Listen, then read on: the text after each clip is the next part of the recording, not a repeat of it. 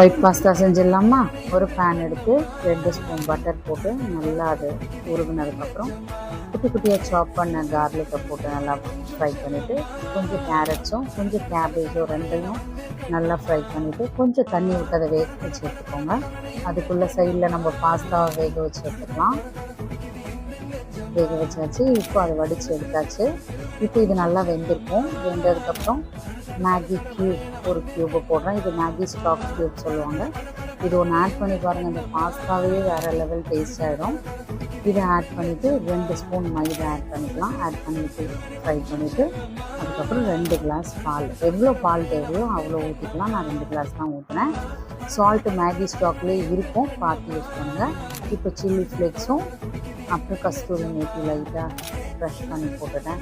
ஆஹா, night dinner ஒரு டீயோட வேறு லெவலில் இருந்தது.